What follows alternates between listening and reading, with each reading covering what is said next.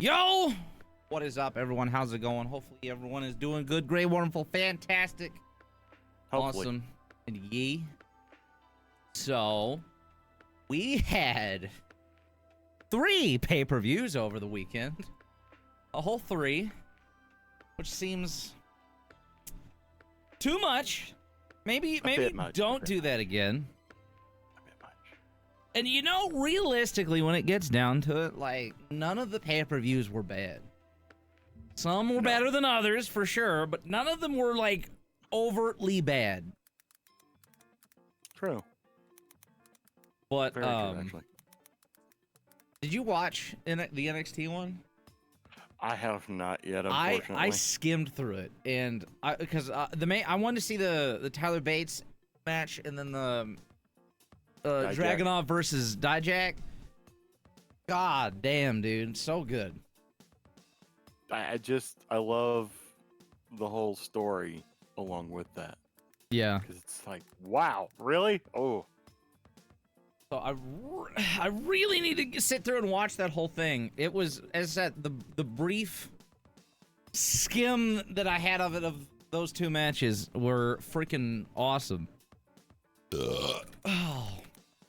But yeah, I hate that they decided to do that during the same time as Double or Nothing. They just need to not do that again. That'd be great. Yeah, that was kind of fucking weird, I guess. Because I feel isn't the NXT pay-per-view normally choice. like earlier in the day? Generally, it's either earlier in the day of. Actually, you want to know the funny thing? When they used to do Sunday pay-per-views, it was always on Saturday. So maybe they're just reversing things. So they don't put their big pay-per-view up against AEW and then see where the chips fall. They're just trying to avoid that completely. Well, I mean, that's how it kind of was initially with AEW, right? It was more of like NXT versus AEW type of deal. Because weren't they on the same day? Yeah, when they first started, it was the same day, it was Wednesdays. But NXT had gone from the WWE network to USA on Wednesdays and ran up against them the exact same time. And then NXT just mysteriously decided to move to Tuesday for no reason. Oh yeah, just no reason at all. There was none. None reason. Oh, that's what people will tell you though. Oh, yeah. Oh, no reason. They just wanted to have their own night. They didn't want to have to compete against it because, you know, they were doing too well. But people. I didn't watch Battleground. What I saw seemed really good. It's just unfortunate it was during Double or Nothing, or I probably would have watched it. So I don't really want to do an overlook of that yet until I do watch it. But before, yeah, and also it's just unfortunate that it's NXT, right? And I didn't. You know, really and that's what wanna sucks put because, effort like, NXT they have banger pay-per-views almost every single time. Their TV is. It just sucks. Shit. It just sucks that the regular TV is not as good. No, not at all. But I figure, I'll go down the list here, and we'll finish off each section with the pay-per-view from each of the companies. Fair. I think we'll do that. Sounds Because there was some stuff. Obviously, the pay-per-views were the biggest thing to happen, but yes. But I know you I know you saw, because I'm pretty sure you reacted to the tweet on it. But the report about Bray Wyatt, and he's been away because the WWE wasn't happy with his new gimmick, and they want to bring him back as the Fiend. Just don't. Please stop. Please fucking stop. Don't fucking stop it. I don't know. Maybe this is, you know, because like we talked about that before. Like maybe this is WWE finally doing the thing. And they're like, all right, no, you're not doing that shit. You're gonna do this because this worked, and this is what's gonna happen. Did it work? Because after a while, people were like, "Oh, the Fiend's coming back." Well, I mean, I think it worked more on probably like a money-making, like marketing, like WWE shop side. Fair enough. Yeah, true. Because I guarantee you, the Fiend was very profitable in the WWE shop. Oh no, you're right. The masks and shirts, and then he even had that stupid-ass belt of his face. Anyways,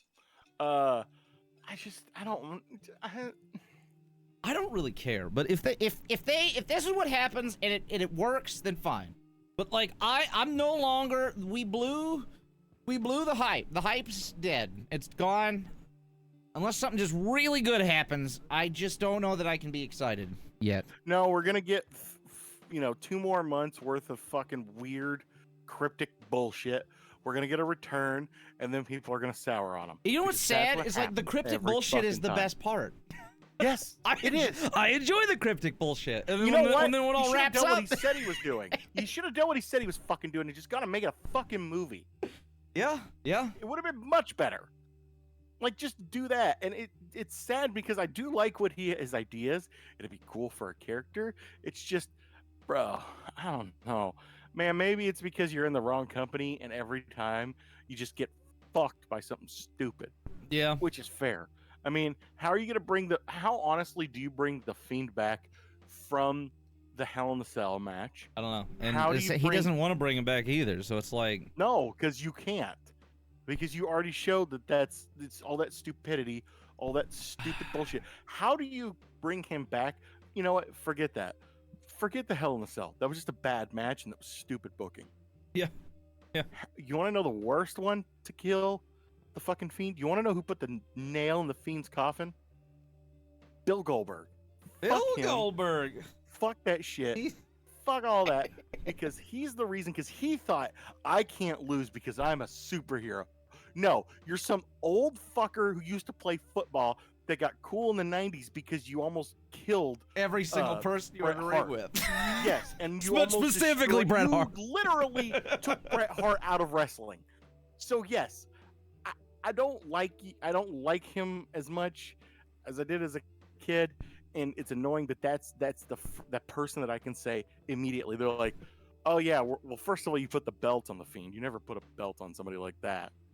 That gimmick, you can do something with some spoopy shit, but not him. You can't put a belt on that. And now the belt gets taken off by this old bitch. This is who's gonna do it. It's fucking stupid, and that ruins that character. Now you can't bring back the whatever the fuck else this was. This wasn't the Fiend, whatever this Bray Wyatt was. Fiend 2. Uncle Electric fucking Boogaloo. Uncle Howdy. So you screwed over Bo Dallas because you all decided that. Yeah, I guess everybody decided this is everyone's fault. We all decided that we're gonna do this Mountain Dew match. And you know what? Realistically, LA Knight hasn't been too great since then either. Yeah, LA Knight's had to. His booking hasn't been great. That's he's always great. It's just booking hasn't been great. Fantastic, but that's not the point. Right. The point is he's not been as good as he should be. He's had to crawl his ass back out of that too. Yep. So, which it's really a pain in the ass. Speaking of LA Knight is still like, when all the Money in the Bank stuff, LA Knight is still like one of the people's whose names are being tossed around regularly for winning the Money in the Bank. And god damn it, like it needs to happen. Let that man win the fucking case. He's probably not gonna win it. I don't think he's gonna win it either, realistically, because the WWE doesn't like making people happy. That's not what the thing is. But they've got.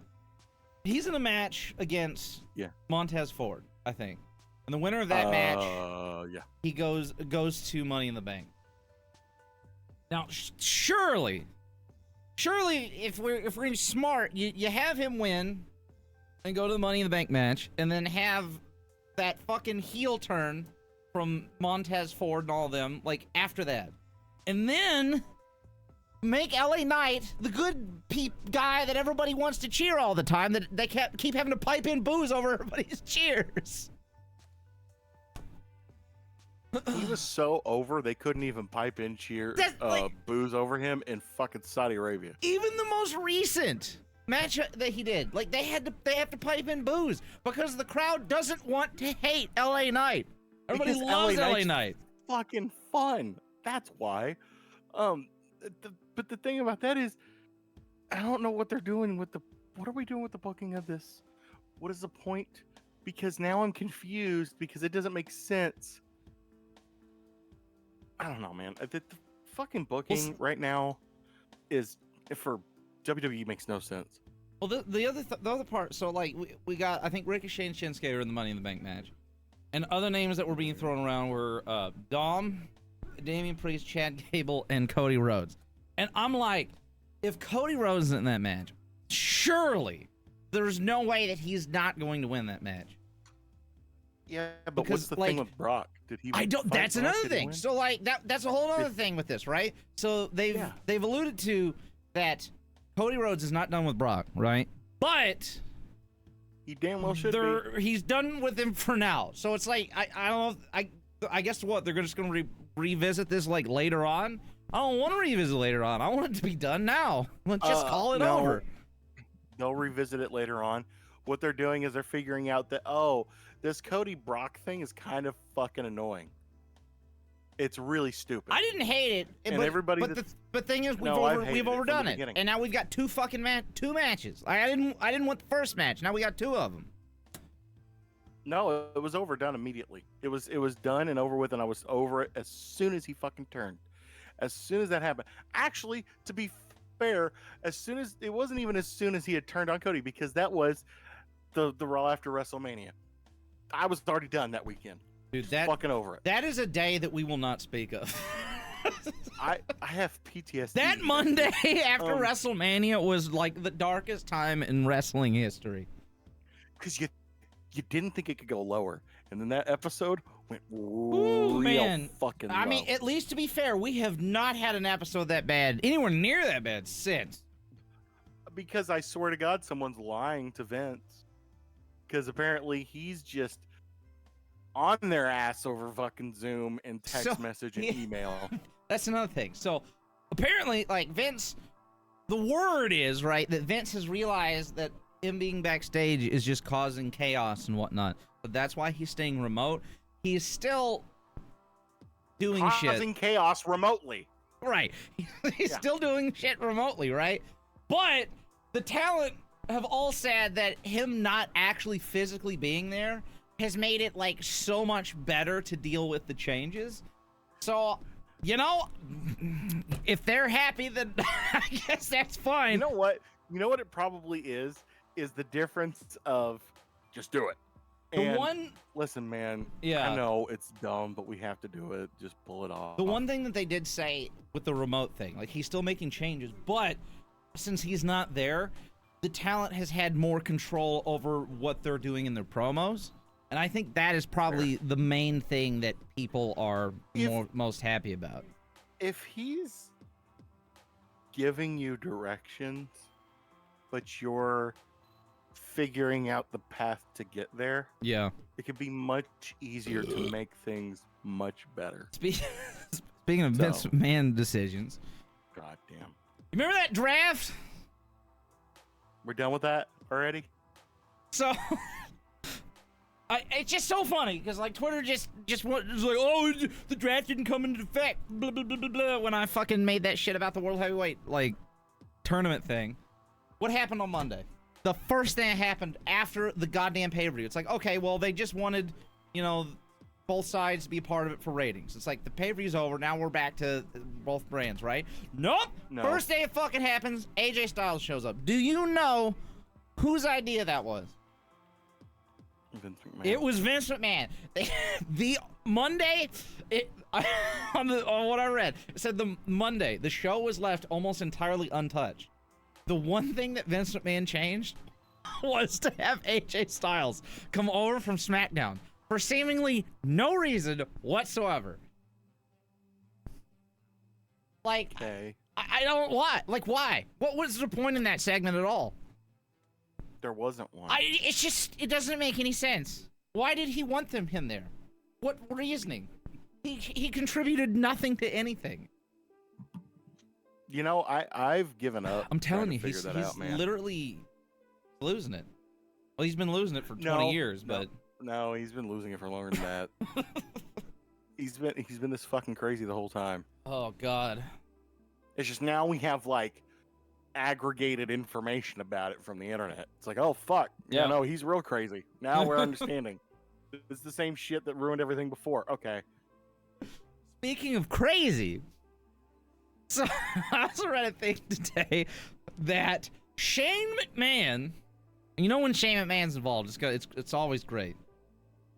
Well, it's either somebody saying he's nice or some batshit fucking insane thing. Shane McMahon recently contacted Hulk Hogan and asked if he had one more match left in him. No. And No, he does not. Shane, neither do you. This is what's funny to me. It's like Hulk Hogan is like, you know, man, I don't think I can do it. My back's bad. I just can't do it. And like that to me is like the complete opposite thing that I was expecting Hulk Hogan to say. I figured it'd be, hell yeah, brother, let's do it. I got one more in me. For all the Hulkamaniacs in around that the world. same thing, they did No, said. you don't. In that same thing, he did say that that he's, I guess, working towards potentially doing some kind of retirement match next year. And You like, had that. yeah, exactly. So like, how Go many away. retirement matches do people need? Go away.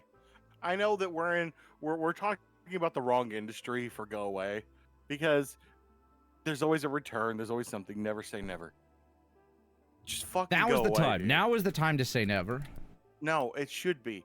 At some point, you have to fucking stop because you're embarrassing yourself. I'm embarrassed for you, like- and I'm terrible about embarrassment Hulk Hogan- on behalf of other people. It hurts. It physically hurts me when you do stupid shit like this. Yes. So stop. He Stop what turns you're doing. Don't do it. 70 in August. Now, when was that show that he had on VH1? Hogan Knows Best? What year was that? Like 2002, 3. Let's say that's 2002, 2003. During that period of time, granted, which was 20 fucking years ago, or almost 20 years ago, whatever. When I remember watching that show and thinking, wow, like Hulk Hogan can barely fucking move. That man can barely walk.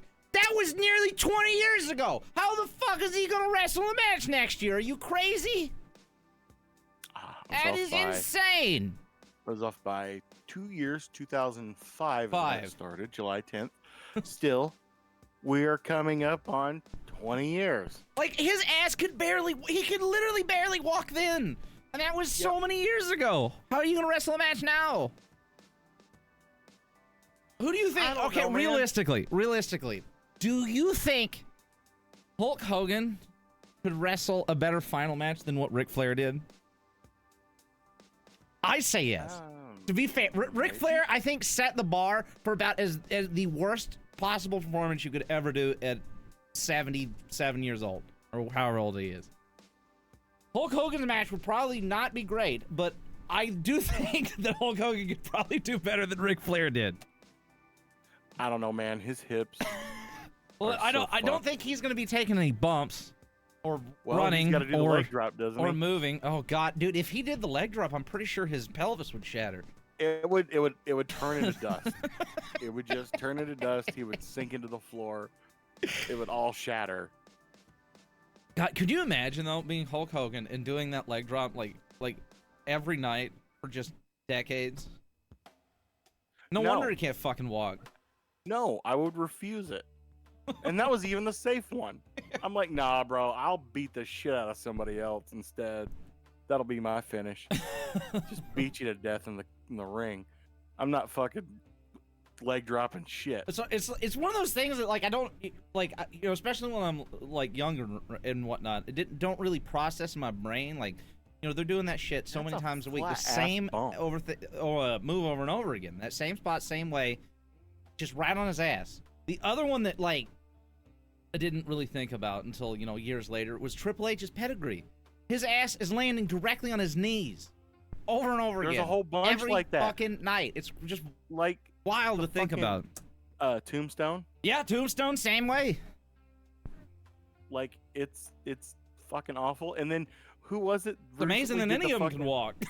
Someone did an avalanche tombstone, and my knees exploded sympathetically. So, like, they were swollen the next day just from like the psychological trauma of watching somebody do that. So like I hate that. I hate anything to do with knees, like that whole fucking, especially being a big guy. But like seeing somebody do that all the time, and then knowing that he, for how many years? 40 years at that point, probably somewhere in there, he was doing the fucking leg drop all the time. Yeah. fuck Well, just think that, like dude. Matt Hardy, like he's not wrestled as long as Hulk Hogan, or is not as old as Hulk Hogan, but he did the leg drop from the fucking top rope. Yeah, and he said that's why he had to get surgery a few years ago when he joined AEW. Yeah. It's because he had to have his fucking back fucking Reconstructed. entirely reconstructed, fully redone. Architects were brought in for it. It was a fucking thing. And it's just awful, dude. I can't even fucking imagine that. No, I don't think he'll No. have a better, not much better, if any. But maybe slightly. He wouldn't embarrass himself. He wouldn't be dehydrated, that's for damn sure. Like Ric Flair, which is the only reason his match was bad, remember? Dehydration and no other reason. So yeah, but it would have been a bad match and he pissed himself. That's what would have happened. God, I can't even imagine. Oh shit. So they did finally come out and say that Braun Strowman is indeed injured, which I assumed, because we finally, I feel like Ricochet has finally been set free. Oh, come on, that was fun. It was fun. It was fun, but it still was just the WWE throwing two people together for no reason. No, there was a reason. Somebody tweeted at somebody at some point. I remember the tweet, but still. Also, So there was a reason. Don't lie about it. I guess there was a reason. Also, There's a reason. Plus, also, big guys and jumpy boys work well together. is the WWE. That's the WWE in a nutshell. That's literally not even just the WWE's thing. That's literally The is WWE literally, thing is versing each other. No, yeah, no. Well, yes, that very much so. But that's also very old school. But that's also something that they rely on way too much. No, because we even have that in WWE. Moriarty and Big Bill. In AEW, you mean? Cass. AW, yeah. No, you're right. That's We have true. it. That's true. So another person who's been out for injury, who was at Raw but not on Raw, was Tommaso Ciampa. So he should be coming back soon, I would imagine. I feel like he didn't really get going. Like he just kind of started off, and we had that weird shit with the Miz that I actually kind of enjoyed for some reason, as dumb as it was. And then I think he ended up getting injured, and he's been away ever since. Yes.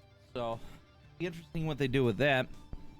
Also, they showed after, or they didn't show anything, but we had Battleground, the NXT pay-per-view, and it's basically looks like now that we've done and had that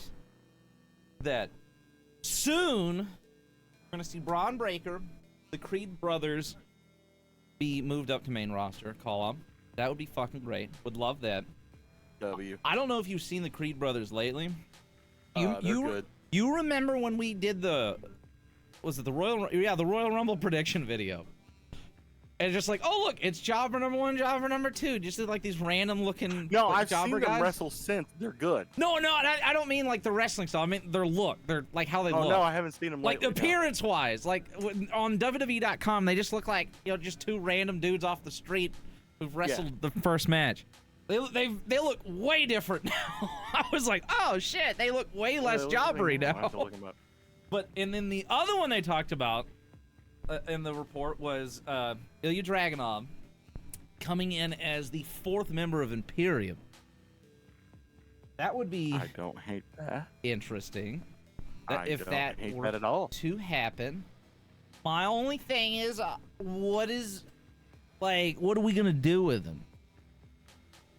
Because I feel like the other two don't really do a whole lot as it is. They're going to be a tag team there. That's what they were before. Oh, they were? Was Dragunov was in a tag team with? No. He would be by himself. No, that's what I'm saying. They would move him up, and then the other two would be tag team. Are we gonna get a new bloodline type situation, and then we give all of Imperium the belts? Might as well. We just swap. We'll just do the exact same story that we've done with the but here's bloodline, the but thing. we'll swap it with a different faction every few years. No. We don't have to do that. What we just do is we have them be there.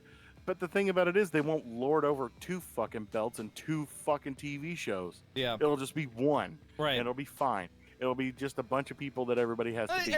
I mean, they've done it a million times. I'm more memeing than anything else, but I mean, I'd be here for it. Imperium's great. They're all great. And if Dragunov joins them, like, fuck yeah. Yeah. Let's do it.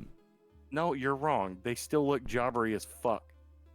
Yeah, well, they definitely do. But I mean, like, how do you make them look?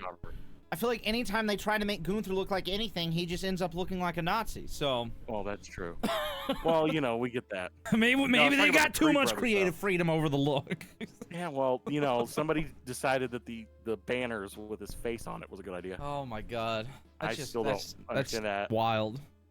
And also calling him Gunther Stark without looking up what that fucking was. You can't tell me you didn't fucking Google that. It's probably one of those things where they're just like, man, I've heard the name Gunther Stark before. That name sounded cool. Let's use that. And it's just like, oh shit! That's where I heard it before. That's where I heard it before. That's not good. I believe the look is what we would describe as fascistic. Is the word. No, I was talking about the Creed brothers. They still look like fucking jobbers. I know, but they looked vastly different from the pictures from the Royal Rumble video. Only slightly. But yes, also. But again, so we got Pretty Deadly, who's been moved up. Now we're gonna get the Creed brothers moved up. We're getting more real tag teams, and then they moved up 2 women's tag teams to the main roster. To what? Get chewed up by the other 2 fucking champions? Yes, exactly. So. Just fucking end it. End the fucking end it. We don't need a women's championship for that. Did you see the Ronda thing? They win the title, which I knew they were going to. I'm almost kind of glad that I'm not glad that Liv got hurt, but I'm glad they dropped the belts, because damn well they were going to drop the belts to Ronda and fucking Shayna. It was going to happen. So now we've essentially just gotten it over with. It's happening now, so that it doesn't have to happen later. So I still say Ronda and Shayna, they're a good team. They're a good pair. It makes sense. I still do not give a shit about them at all. But Ronda, when she wins the belt, and she goes, there's like an interview or whatever talking about how unhappy she is with the women's division and how it's bad and nobody wants to spend any time with the tag team. You're at the top of the fucking women's division. You're the reason it's bad. Like, WWE has arguably the best women's division out of any of these companies. Do you want to know what ruins a fucking women's division? Ronda Rousey. Yes. I can't stand watching her. I can't stand she doesn't ruin the women's division. She ruins everything. There's a difference. She ruins the fucking shows.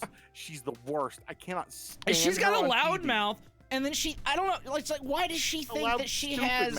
Why does she think that she reminds me of like one of those dudes like fucking Disco Inferno or something. Like, what do you have? God, no, she is Disco Inferno. Why do you think that you can speak on any of this? You've done nothing. The only reason that anybody knows her name is because she fought when there wasn't any other bitch that was bad as her. But as soon as other chicks from other divisions, from other companies, started rolling up into UFC, she got her ass kicked and then she left. Yeah. She bounced off. She had just whatever there, and she was only in that position because there's other people that have made other things that talk about her relationships with certain people in that company. Same thing here at WWE. She's just a recognizable name. She's not a great MMA fighter. She's a terrible fucking wrestler, and everything that comes out of her mouth is either annoying, stupid, or both. It's just I cannot stand Ronda Rousey. Like, I get Brock Lesnar, right? Like, I don't much care about him nowadays, right? But he's the dude, and he's the big guy, whatever. Ronda Rousey is a legitimate wrestler. Right, and he was a legitimate fighter. He was a legitimate MMA fighter, an actual champion against people. And I feel like Ronda was the Brock Lesnar, like the answer for the women's division. She was supposed to be female Brock Lesnar, but she's not. It don't work. And I don't think her name doesn't hold anywhere near the same weight as Brock Lesnar's name. There's no weight. So I don't understand why we're keeping her around. You know what her name holds? And it's Normie. Normies know what her name is because she was on MMA. She was on UFC. She was like a flash in the wind. She was also She was really big for like a year or two. No, because people like that one movie. The one with. She was in a movie. She was in the movie. She was in a couple. I think. but she always plays silent female antagonist number 4. She was silent, in a movie, angry. angry female protagonist number 4, or antagonist number 4. She was in one of the second, third. I hate that I have to say that. What is the name of that movie with Jason Statham and Transporter? No. It's got all the old guys in it. Oh, Expendables. Yes, she was like in the second or I've third never one. seen those. Don't. It's fine. You'll be okay. I mean, maybe watch the first one. I feel like the Expendables is like the TNA equivalent of it was TNA Impact of action movies is what that is. That is I have never heard anybody explain the Expendables movie, especially not seeing it, other than TNA for action movies. Wow. That's new. But I mean, it's accurate. Dead on. No, she was just in that, and like people know who she is that way. So she carries some weight in normal places because they know her name. Nobody knows anything about her. Nobody cares. But she's just fucking there, and now she gets shoved in our face all the damn time. And I have literally never seen her over, except for one time, one real time, and that's when she was on the team with Dwayne. Was it The Rock? Yeah. Against Stephanie and Triple H, and that's just because everybody hates Stephanie and Triple H so much. Right. They were like, yes. And also she was on the Rock's team. That's the only time she's ever been over. After that, everyone's like, no, that's okay. She's awful. Get her off TV. Yeah, I don't know. But now we're stuck with her with the fucking tag belts. I mean, I care so little about the women's tag belts right now anyway, so I can just continue to not care, I guess. I really loved the team of fucking Raquel and Liv, though. It was so wonderful. I loved them. That. That was fun. All the teams can be kind of fun. And then we done fucked up too. We really ruined that very early on. We fucked it bad by that fucking division early on. I just meant we ruined the whole thing there by eliminating like two of the like cooler tag teams in one match by them both getting injured. True. But they ruined that division a long ass time ago. It's just, I guess, as I said, like we're at least getting this over with, and we don't have to worry about them losing the belts to Shayna and Ronda. Since they had to give them up. What they really should do is get it over with fully, and by that I mean they should have done what, just fucking but also just trash the fucking tag belts. The women's tag belts. She doesn't like them. Throw them in the garbage. Get them. Just get rid of them. Get rid of them completely. Get rid of the division. It doesn't need to happen because we're not booking it well enough or having actual tag teams. So what the fuck does it matter? Right. Oh. So anyways. there was stuff that happened with Bloodline. Obviously, we'll get into that when we get to the pay-per-view. But yes. Rikishi, of all people. I say of all people. Like if anybody's gonna tweet something about Bloodline, of course it's gonna be fucking Rikishi. But it's the only one left. Rikishi he'd posted like some a bunch of different weird cryptic tweets, and the one that stuck with me was just the word enough. Yes. And I'm like, you know what? It has been a long time since I have been excited to see Rikishi. Bring him in. Let's do it. I would love to see Rikishi. Let's fucking have him smack his kids around a little bit and get them back to being badasses. And remember what, especially Solo. No, anything with Rikishi though, because he's still good. It's so funny because like Rikishi, he had more of a comedy gimmick for really than anything else. So it's like it's weird seeing a more serious. What they need to do is you know what, they should open that forbidden door. And get anyways, and what's his name? Meng. What's his name? I can't remember his name. Who? It's the guy. Was the dude from MLW? No, he's Haku. He's the Tongan. They're actually kind of related too, blood brothers for that family. He's the one that was like famous for getting into a fight in a bar and ripping a guy's eyes out of his socket. Like you do. Tamatonga? Because, well, it's Tamatonga's dad. Haku? Haku, yeah. He also went I as see. Ming in WCW. Yeah, I have no idea. I just always remember him as that. So, yeah, Haku. He was cool back in the day. That's somebody you need to come in and have beat the crap out of everybody and just remember who they are. Or we could Tongans are fucking awesome. Or we could fully embrace the meme and the comedy. And when Rikishi comes out to act all serious, you hear, turn it up! And then Scotty 2 Hottie starts dancing out to the ring, and then Rikishi gets down on the and starts Scotty dancing. 2 Hottie and Rikishi dancing. I am all in on this. You didn't have to sell me. All you had to do was say turn up. I was like, I'm in. We're doing it. Fuck yeah, fuck yeah. Totally down for that. Oh. And then he beats the shit out of somebody. It's fine. That's how that works. We get the worm, and then after Scotty does the worm, Otis comes out there, and he's like, bitch, that's my move now. And then He does the caterpillar. And then he does the caterpillar. Or better yet, And- he comes out before he does it, and then we got the worm and the caterpillar in stereo. Yes. And then they fight. And then Because they that'll fight. be fun. Yes. Yeah. Oh, They should hire us to book it. absolutely, dude. It'd be the best. All right, well, now we're down to the Knights of Champions. Speed run review. Not a full overview, but like Well, is not speed run, but not like an hour overview of the whole fucking show. a brisk walk. A brisk walk, yes. But so We're not meandering. I'm torn on Night of Champions because I said I don't think it was bad. I think it was still good. I do think it was one of my least favorite pay-per-views of the Triple H era. Fair, but I think it was always going to be just because of how they have to book it. Well, see, that's what I thought about Backlash and the Puerto Rico thing. I thought, No, well, they'll probably no, book that poorly, especially since it's Backlash, right? Like, when does they ever Well, they had book to a get all the Puerto Backlash Rican good? people in, but you can at least write that one off and actually book it better. Which it was fucked up still thing one about of my Saudi Arabia. hell, that pay-per-view was one of my favorite ones that they've done in recent And times. It was fucking most great. of it wasn't even tied in, other than just the very top parts that they had to. Yeah. Like we somehow got all the Puerto Rican people that are all the Puerto Ricans that are in WWE on the pay-per-view. Yeah, and- even some ones that aren't in WWE Man.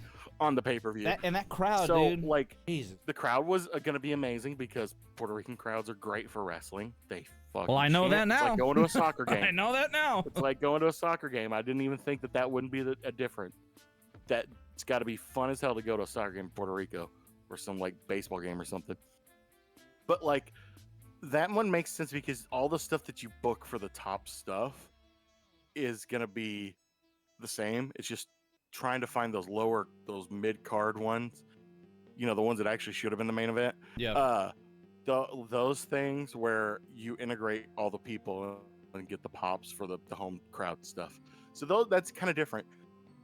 The amount of control that the Saudi Arabian government has over the booking of the actual pay-per-view is immense. So Right. I don't expect them to be able to get away with anything. I mean, the women wrestled in fucking racing suits. So, I mean, I don't expect it to be great, to put it that way. Right. Well, Night of Champions. It was weird to me that they did a Night of Champions in Saudi show, but whatever.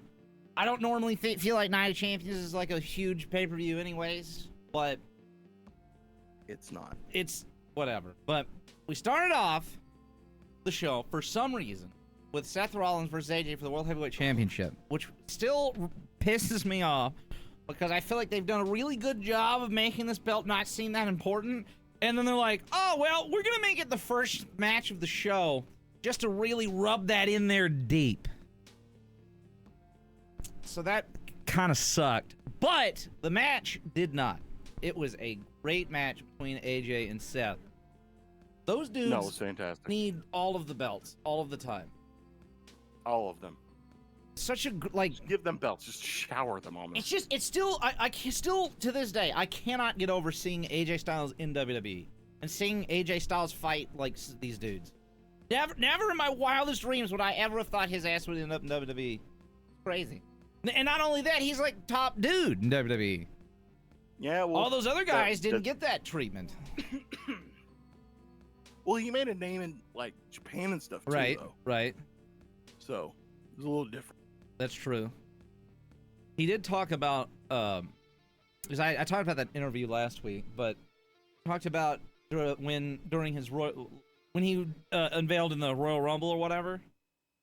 Like after that, he didn't know like what he was gonna do, if this was gonna be like a long-term thing or if this was gonna be like what his booking was gonna be or what was gonna happen. He said that he was pretty sure that Vince McMahon didn't even know who he was. I'm like, oh, that wouldn't be reassuring. No, that's fucked up. Like that would be a little concerning if I was him. But oh, it absolutely. But he's definitely done fucking well, I would say, in WWE. I mean, he's won the belt. He won the belt twice or only once? I think twice. He's won it. I think he's won it twice. And obviously, his most important role is being Omos's tag partner when they had the tag titles. Oh yeah. A complete era that I completely forget exists. Every once in a while, I'll see. Every once in a while, I'll see a picture of them with the belts. I'm like, oh my god, that happened, and I forgot. Oh. We all wanted to forget that. Yes. Oh, but match was great. Seth, as usual, wore the most ridiculous shit he could possibly throw together. It's like a half shirt cheetah thing made it. It looks like I don't know. It looked like a balled up comforter around his shoulders. Weirdest shit I've ever seen in my life. But yes. Seth wins the belt. It was a fucking wonderful match. The belt is just gorgeous. Finally glad that we get to see it around somebody's waist finally.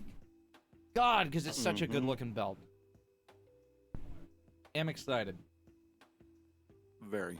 Oh. Then we had Becky Lynch versus Trish Stratus, which was what's the word? Okay? Is okay coming on too strong? That seems a little excessive. Like, I didn't hate it because, like, I don't know. I feel like Trish Stratus hasn't wrestled in forever. It was mid. It was mid for sure. Like, Trish Stratus hadn't. I don't know when the last time she's wrestled. She's older. I feel like she did okay, considering. I don't think she did as well as Lita did. Realistically, but no, I don't know about that because Lita always looks like she's not done anything physical in a year. Whenever she does something. Yeah, but still, I'm just gonna. It's the moonsault. I love the way she does the moonsault. I don't know why. I'm probably just a crackhead, but I love the way she like leans into it backwards instead of it looking like, I don't know, like most people. I feel like it looks like they're like jumping and using the ropes as like a rebound. Lita just looks like she like leans and like falls into it. I don't know. I've always liked that for some reason. I get it. But regardless, I think the match was fine. It was probably the worst actual match. I'll say actual match of the show.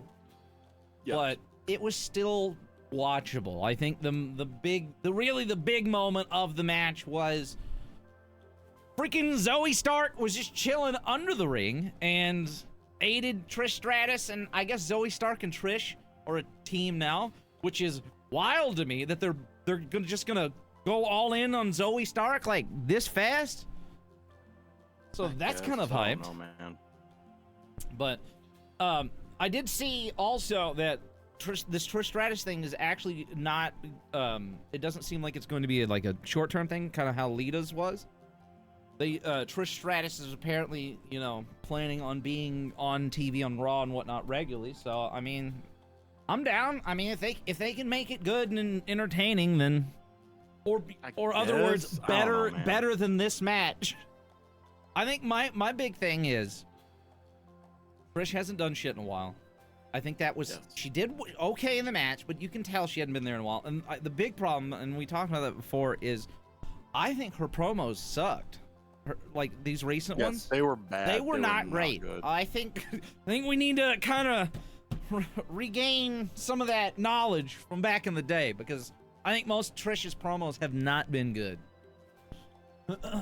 Fair. All right, then we got Mustafa Ali versus Gunther. I say random match. It's not given the circumstances, but you know, two just awesome dudes just having a great match. It was a solid match. Obviously, Gunther won. I mean, you really think Gunther wasn't gonna beat Mustafa Ali for the belt? Right. One of these days, Mustafa Ali will have a belt. Hopefully, probably, maybe. I say that. He may not. He may never have a belt. Yeah, I don't know how that's gonna go for real. I mean, he's awesome. He's great. He's not it right now. I feel like we're good with all of our championship bookings right now. Not you, Roman Reigns. Not you, women's tag. Everything else is great. So yes. I don't know. Just unfortunate for him because he's really good, but it was a solid match for sure. Then we got this match. Man, I forgot about this match. That's how much I enjoyed this match. After that, we got Bianca Belair versus Asuka. Man, this match, like, we did it at WrestleMania. I thought it was like a weird, random thrown together match when we did it at WrestleMania, but they actually did pretty good at WrestleMania. It was a really solid match overall. This match was just, I don't know, it just didn't click. Nothing they did felt exciting. The crowd was silent almost the whole time. Dude, even Michael Cole was almost like asleep while commentating. He was almost whispering into the microphone. Like, yeah, it was weird. Nobody was interested in this match. It was kind of bizarre, honestly. How just uninterested even the commentary team felt. And I'll be real, I'm glad that Asuka's the champ, but I feel like that match and that finish was a really shitty way to end the 400+ day reign of Bianca Belair. Just, I don't know. The whole thing was weird. Wasn't about it at all. I think I enjoyed the Becky Lynch Trish match more than this one. But I don't know. Yeah, this one only wins out just because the ending was it just what it should have been. Didn't have I don't know. It just never clicked. The vibe wasn't there. Nobody cared. And I don't know. Said I'm glad Asuka's got the belt. I don't know. It's weird. Very weird. Speaking of weird, yes. That brings us to the other women's title match, which was Rhea Ripley versus Natalya. Once again, strange random booking, but it was Natalya's birthday. It's like, okay, shit, yeah, dude, I love Natalya. She's great. So go out there, have a banger match. It's her birthday, right? Fuck no. Right. They go out there for a minute, and Rhea Ripley squashes Natalya on her goddamn birthday. Like, what? Why? It's not like we had, like, that many matches. Like, what were the run times? I mean, some of these matches were less than 10 minutes long. Why the hell did we have to cut that one to a minute? That, I don't even know, man. That was, again, this whole thing was weird. That one really pissed me off. That was by far the worst match of the show, but it wasn't a real match, as far as I'm concerned, so it doesn't count. No, we're not counting that. That match wasn't enough time. It barely even existed. It was a fart in the wind. It was just a way for Rhea Ripley to look more strong than she already is. Oh, anyways, then we got... Wait, this was the, I forgot the most important part. This show had a triple main event. You know, 3 main events, because that's something that you can do, apparently. The first main event was the start of the show, because, you know, when people think of the main event, they think of the beginning of the show. Definitely not the end. So they're just referring to, like, these are the important matches. What's on the fucking main event? It's stupid.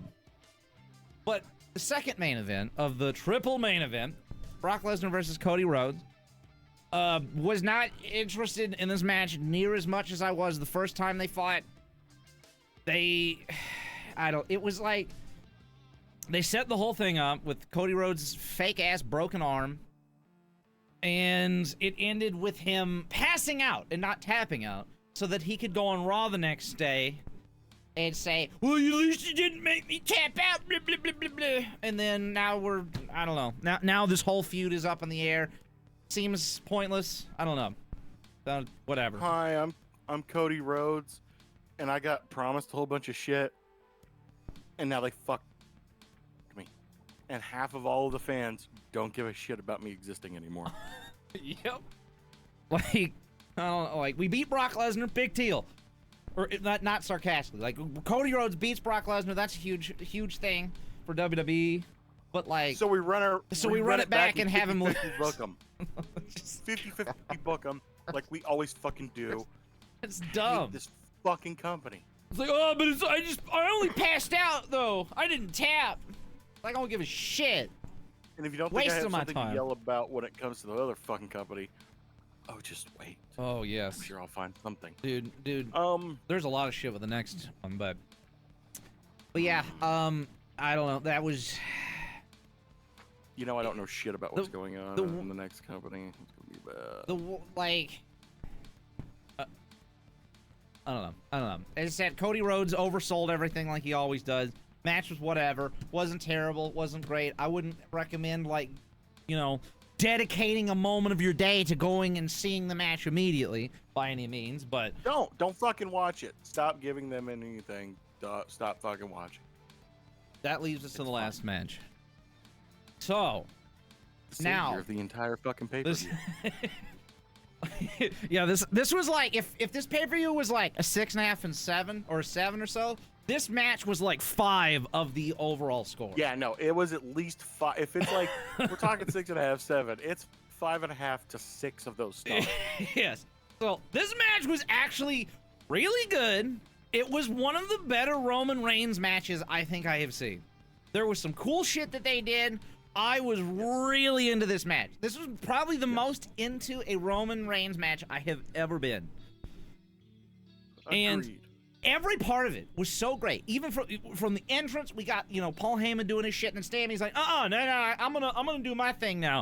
And he goes out there speaking. He does the whole speech in Arabic and whatnot. That was just fucking awesome, dude. The crowd just loved Sammy, dude. God, it was so great. And even Reigns, man, you when they cut the camera to his face, Roman Reigns just got this big fucking smile on his face, dude. Everybody is so happy for Sammy. It is impossible to hate Sami Zayn. If you hate Sami Zayn, then you are a terrible person, as far as I'm concerned. Yeah, it's a you problem if you don't like Sami Zayn. He's just the best, man. I want nothing for the best things to happen to Sammy, like always. Oh, but great show. There was some awesome spots and whatnot, and the freaking finale of everything was just, it was the whole show.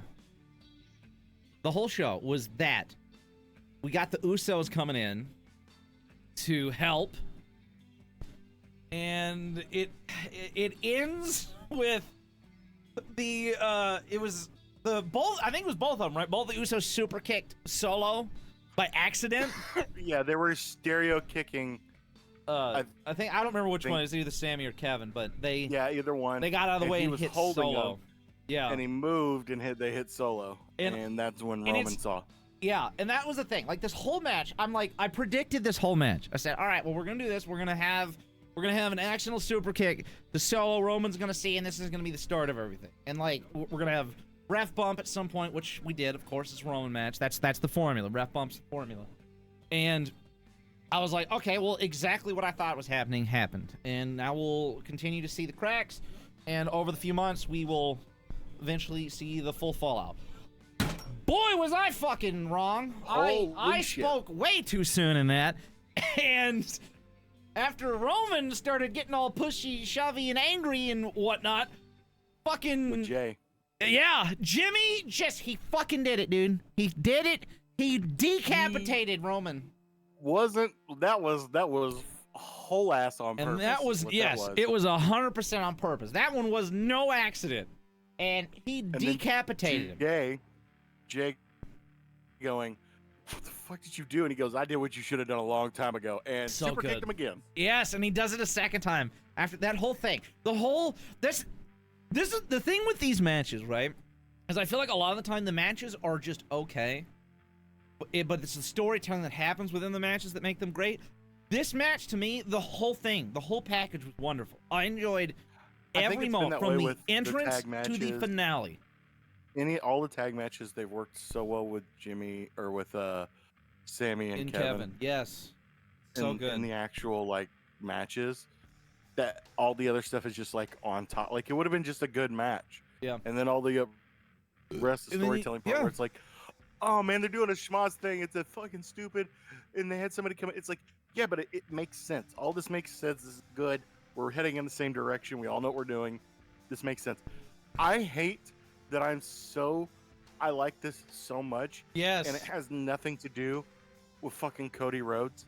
I know. You know how badly that pisses me off? I know it sucks, but it's so good. And I was expecting him to just continue to drag this shit out. But it seemed we got the full commit. We've got the full commit now. He did it. Jimmy fucking kicked him in the face. Like, I don't know how you come back from that. I'm actually invested in SmackDown now. Right?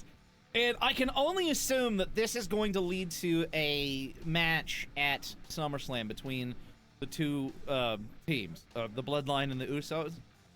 Apparently, from reports, but you know, reports can most of the time are dog shit anyways. He's supposed to be defending his belt at SummerSlam, so if he was defending his belt, then I don't know how they could do the tag match at SummerSlam, but... People keep saying that the person to dethrone Roman should be Jimmy.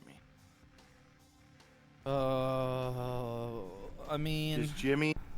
Because when it started, Jay was following Roman around. Right. And he was the one that was with the whole situation. And Jimmy was, when he came back, actually fought Roman because of how he was treating Jay. You know, I wouldn't hate it. Now we're in the situation. I wouldn't hate it. I hate to admit that I don't hate that. Yeah, I don't hate it. All of this makes me uncomfortable. Yeah. To admit I don't hate any of this. I don't want that to happen because this is so stupid. You fucked everything up and you screwed up so royally, yet somehow you did what you're doing. I don't know. It just doesn't make any sense. I don't know how everything got here or why it made sense to be here. You know what I mean? It just is. But like the whole WrestleMania thing, the whole still get flashbacks. Anyways, the whole WrestleMania thing, yeah, like that is so off-putting, and it's only done one thing. It's only alienated me from enjoying anything to have to do with Cody Rhodes. Yep. No, I agree. I don't know. I feel like right now they're biding time because they want to run this shit back again at fucking WrestleMania. Another one of those. Because it's almost like another one of those fuck yous from Vince to Dusty. Yeah, no, but I mean, that's the thing that people have talked about as well, as if that's another thing that people keep talking about. It's like, oh, well, they're just doing that. It's a whole thing. They're gonna fucking just shit all over him. They're gonna do the Dusty thing to him and just fuck him over. And then at the end, he comes out on top and blah blah blah blah. But like, no, I don't care. Vince will give somebody a job that he hates, just to fuck with them later on. Yeah. And he didn't get a chance to really do that to Dusty again, but he didn't have to. He already gave him the black and yellow polka dot fucking onesie that he had to wear when he was in WWE, and he got that over because, well, fucking Dusty Rhodes is Dusty Rhodes, and you can't help but get that man over. Yeah, that dude does it on his own. Yeah, they saddled Dustin with fucking gold dust, and he made that into fucking solid gold. Like that was fucking Goldust was awesome. Still to this day is awesome. He handed him shit and he made it this huge fucking awesome thing. Goldust was the shit. The only one that cannot turn shit into gold is Cody. And he you know what? At this point it's dawning on me while we're talking about this that the only one that gets handed shit and doesn't just roll with it and just doesn't work is Cody, because he got handed shit in WWE, didn't make it work, which granted you can't do that at an early when you're so early on in your career. Right. It's hard to do, but he didn't do it. Well, I mean, He got handed shit. He handed himself shit in AEW and never recovered from it. right, Did right. that whole Anthony Ogogo thing, and Yeah. everything just went downhill from there, and he could never pull it out of a nosedive. So he got promised something from WWE. The He made a name. the fun thing about Cody though, that is his merch sales and shit are always the top and have been for a while. Oh no! So People will buy his shit. Absolutely. So as long You're as not that's gonna happen, like he's got to be doing something. Oh no, he has to be on TV. He has to be involved. He has to be Right. doing something. But all But I'm when saying is that does stop, that's you how know. I feel about this. And I know I can't be the only one to feel that same way. It's like, how did you fuck over the person that I was invested in yeah. for this storyline? And now I'm more invested in the people that you used to fuck him over in that storyline. That's how it feels. That is a good point, because it's like everybody talks about how this Bloodline storyline is the greatest wrestling storyline in ever, which I mean it's probably one of the better ones to be fair, but one of the better ones that's existed in a long ass the problem is I feel like the good majority chunk of it was boring as shit. It's this last stretch that we've had the past like year that has been really fucking good. Yeah, because think of what we had before that when he was holding the belts. Like, remember we were having all the shit. Everybody was flip flopping belts. Bobby Lashley and Brock Lesnar, and everybody Big E. They were swapping belts just all the fucking time. And then Roman comes in and is like, "Ha, bitches! I got both belts now." It's like, oh great! Like what? Like I don't know. I want to have both belts. Yay! It was just a dumpster, but we've pulled ourselves out of the dumpster. But I don't know. I think we're still firmly planted in the dumpster. Well, the dumpster's a little bit cleaner than it was before. Fair enough.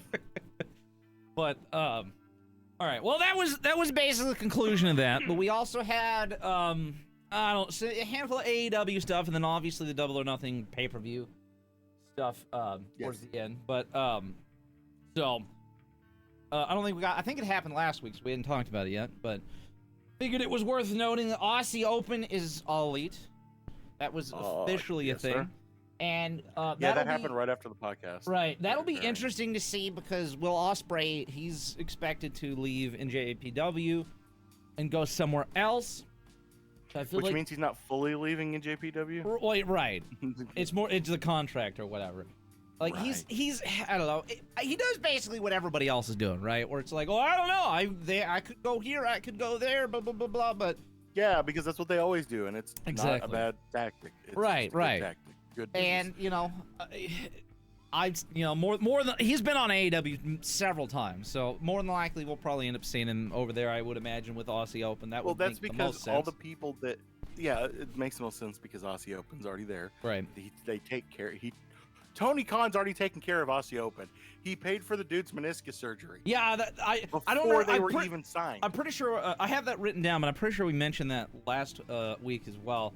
But yeah, Tony paid for his surgery, and something else I learned about that: Forbidden Door. It was booked Aussie Open versus FTR, and now we're not getting it. That's not the saddest shit. And speaking of things that were also booked that we're not getting, which I did mention that probably would happen, was Mercedes Moné, who got injured. We talked about. She was also booked to be at Forbidden Door. So that is also no longer happening because of injury. Just it just really fucking sucks. But yeah, so. Tony Khan, we had the media scrum, which I'll do the media scrum stuff like after we do the pay-per-view results. But they also had like some kind of call thing, like business call deal. Oh, it's probably a profit call or whatever it was. And they they asked a question about Collision. It's still set as a soft split as they kind of get adjusted to everything and see how things go. but he Right. did say that over time that he would like to make it more of a hard split. And I'm like, this is like the 13th time somebody has said something about this. Do I give a shit if it is a hard or soft split? Just put everybody wherever the fuck they need to be. Who gives a shit? What I have learned is nobody can keep a hard fucking roster on any show anymore. So just fucking don't do it. I would literally, if somebody asked me, are we still on a soft brand split? No, because I don't know what's going to happen. We're just going to throw the chips in the air, see where they land, So that and just let them fall. something of note, before we fully talk about that, the battle royale was fucking amazing. It was wild how amazing it is. A lot of those people in that match didn't know that they were actually going to be in that match as well, which I thought was interesting. Funny. And that That's match funny. was actually produced by Tony Khan himself. That. Damn. Okay. Like, that caught me That off was guard. I good. was like, oh shit, that was one of my favorite moments of the whole damn thing. I guess That Tony whole can match was- produce a good match. That match was ridiculous. I know. Because it was like so chaotic at the beginning. Yeah. And then that halfway point happened, and it switched into like so well choreographed Right. by the guys in there, so well done, and Yeah. beats hit just right. That's really good. It just that whole first half, I was like, I don't know what's going on. I don't. I Get know, And it then was all of a so sudden it's chaotic. Like, oh, we're in a match. It's funny Okay. how the very beginning of the Weird. show and the very end of the show were both just the most chaotic dude, circus that I've ever seen. we were silent watching that It was on the just, fucking VOD. it was a lot. Like I was like, there was so much going on. There was camera cuts in the last part that were just, I don't. Never mind. We'll talk about that in a minute. I'm still not fully recovered from that just because of like I had no idea what was going on, and I may have been a little intoxicated by that point. A lot intoxicated. So it was hard to keep up with, but it was like there's so much going on, and that's the way the first part of that match was. Just fucking chaos. So, speaking about Goldberg, since we mentioned him earlier, no. Tony was Just no. asked. He was asked about Goldberg because there was like rumors and whatnot. And Tony Khan said that he loves Goldberg. He's friends with Goldberg. He's had nice conversations with Goldberg. And they asked him if there was anything about him like wrestling or whatever, and he says he wouldn't speak on anything of the matter. So Goldberg is all elite confirmed, everybody. Kill me. Kill me. Just end They, it, they please. also in that I'm call gonna move to Canada so that they offer me that fucking suicide service. they also talked about Sting and his retirement, and he did say that like the outside of that promo or whatever with Sting that he wanted to keep Sting around and wrestling as long as he wanted to do it, and Sting has at no point voiced his concern about retiring or anything. So maybe we'll I have think Sting for a Sting- little bit longer. I think Sting will be one of those guys that just is on TV. Even Yeah, if he doesn't yeah. wrestle. He's Right. just a guy that you can keep on TV. He's fun when he gets the mic. He's also fun to just kind of lord over people and be the weird guy with the face paint on. So I mean, it's fine. He can just stay on TV. He won't wrestle that much. And at some point, he'll stop being in ring. He'll just be the guy Right. outside. All right, well, and then basically everything else that I have is basically post Double or Nothing results. So we best jump into that because there was a fuckload of Yes. matches on this thing. Oh, yes. And It was tiring. there was some really awesome matches on this, some great moments. This is still not one of my favorite AEW pay-per-views, but it still had some good shit in it. And Agreed. obviously, we got to start out with the best match of the night, which was the buy-in match with the Hardys and Hook versus Ethan Page and the Guns. Yeah, the best one. Fucking, it was just very. I will say this. I'll say this. This was the most controversial match And because it really of what happened. It really wasn't that big of a deal, but the internet obviously makes it a big deal, given the Yeah, person. because it's the fucking Twitter has nothing But- better to do. You know, Jeff Hardy got in there Wow. and he started going, and the crowd just, yeah, woo, Jeff Hardy. And then like towards the end of the match, so Jeff was going for a twist of fate, and I don't remember which of the ones, one of the guns I think, reversed the twist of fate and spun Jeff around. And when Jeff spun, he twisted his ankle and fell. And I guess immediately after that, he was supposed to like run up and do something off the top. And he twisted his ankle, and he was like, "Oh shit, I gotta get up into the corner." And you could tell like he was kind of limping on it. And he decided to commit to the jump anyways. He got up. I don't even think he made it all the way to the top. He was just about there. He tried to get that foot. No, it was weird. His left foot hit the top rope. Yeah, and just everything buckled and his foot slipped, and he just was and flat on his back. Literally he fell just right on the side of his fucking face. Just like a sack of bricks, man. Just slapped that mat. And it's so unfortunate. I feel bad for Jeff. Because, like, God, even when he's like, it's like, all right, maybe this will be it. Maybe we'll get shit going. Everything will be fine again.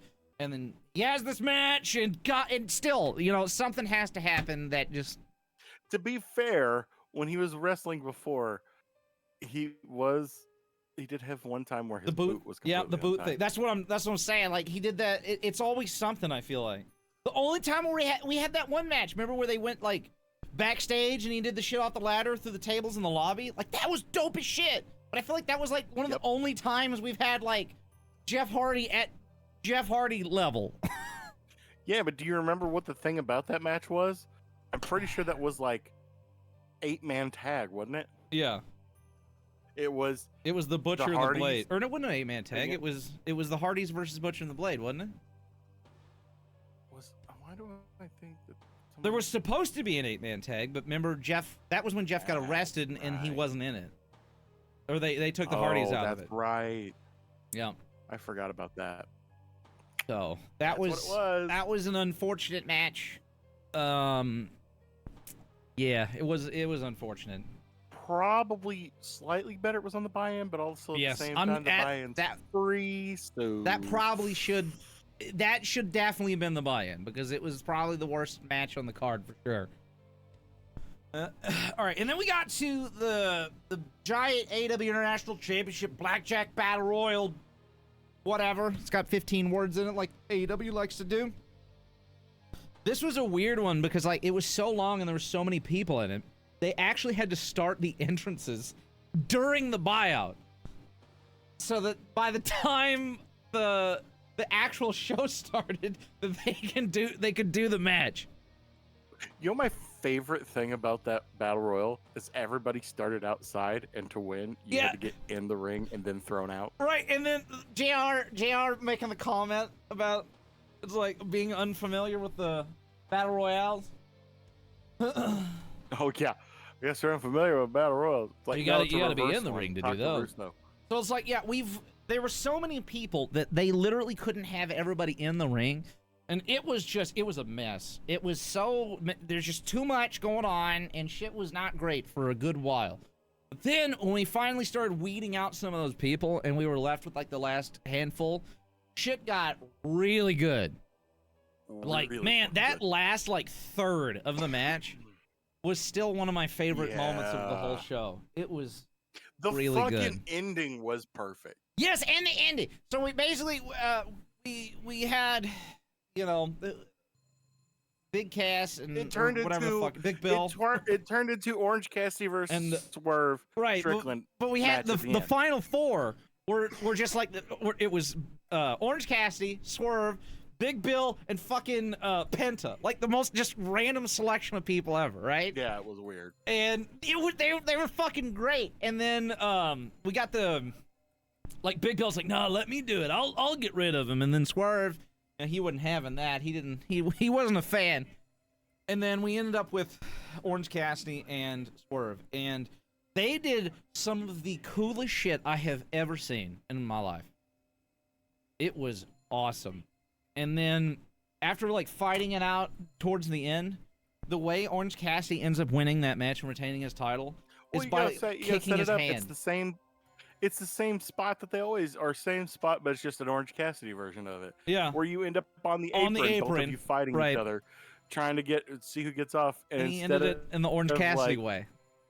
he just kicked because Swerve Strickland was got hit. Yeah, yeah. And it looked like he was gonna do some like the orange punch, but then he just walked up and kicked his hand off the rope. Just like they have this like epic bout, and then right there at the end, boop, with this foot. My favorite was there was a tweet that somebody tweeted that, and they go, "This is my favorite ending to a battle ever," and it was Swerve Strickland replying, and it just said, "Fuck." Oh God. All right, and then after that, we had probably the worst match of the pay-per-view, and it absolutely really wasn't. It wasn't terrible. I definitely wouldn't go out of my way to watch it again, but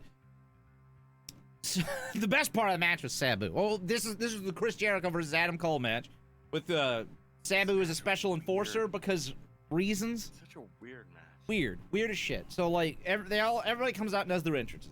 Not 60 seconds into the match does fucking Sabu get up on the top rope and jump through a table.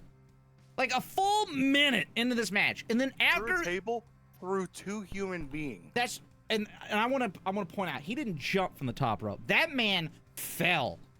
There was no jump. Plummeted. It was he dropped like a sack of shit. The motherfucker's like if you pick up a chicken and throw it, the chicken doesn't fly, doesn't glide, it plummets. That was the best part of the match for sure. And bro, he fell off that shit through those tables, and I thought he died. After he did that, you never saw him again. I don't know where he went. I don't know if they had to drag him out of there. No, because remember, he got up and he started fighting them up the side of the ramp into the back, and then they all just disappeared. Oh, I didn't even remember that. He goes, you were like, did Sabu die I didn't see any of that. Kill him? I just assumed he died. He was like, did Jake Hager kill him? I don't know. Do we have an update on him? Did he have a heart attack? What is he in an ambulance? I need to know. Because like he looked like he was gonna fuck, and I remember him walking. I'm like, that man is barely gonna make it backstage, and he's gonna fall over. And by God, I don't know. Apparently, he didn't die. I figured he was gonna have a heart attack or an aneurysm or something. The match was pretty all right, and we had like there was a few spot ideas that were weird. Like Adam Cole, he had like a fire extinguisher at one point, and like they had like a fire extinguisher spot where he was gonna spray Jericho while he was in the walls, and I don't know if like Adam Cole's like, oh my God, I don't know how to work fire extinguisher. I've never had to use one before, but it took him like way too long to spray Jericho. So like Jericho just like looking at him for like 15 seconds as he's trying to figure it out.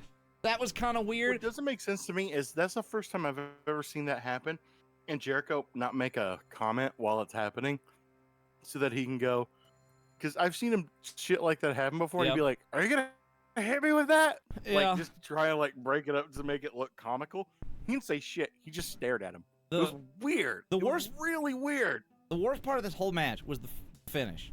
The finish was stupid. And we got a referee stoppage, like. Yeah, he just started beating him. Unsanctioned match. He didn't.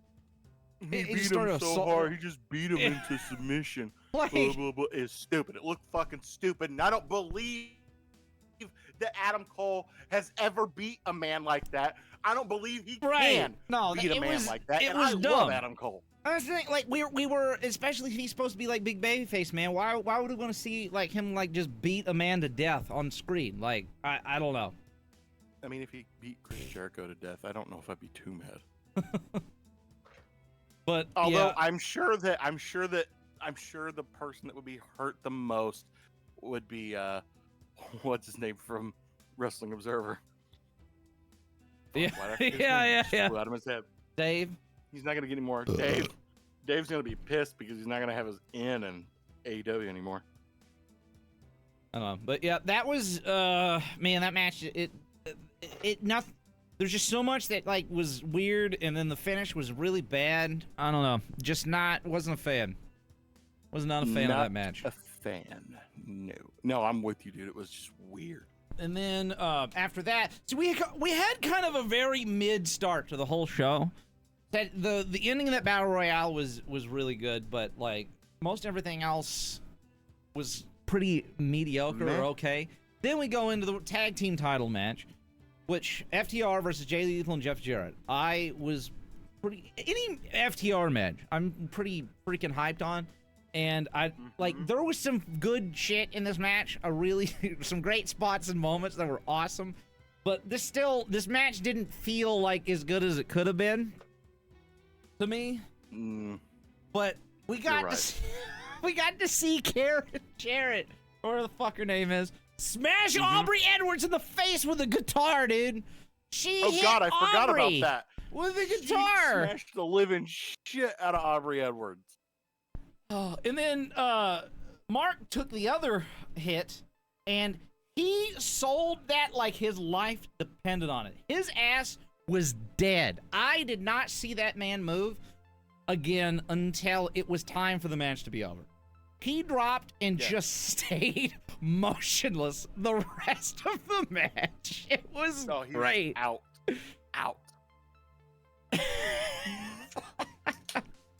But yeah, it was I don't know, it was fun. There were several big spots, or fun spots, but it was, I mean, to be fair, this was the best match so far in the pay-per-view, hands down. But there was definitely way better moments in the pay-per-view for sure. Oh, for sure. Also, we got to see freaking Dax do a freaking diving headbutt. That was dope. That's always great. You don't see that anymore. I can't imagine why that is.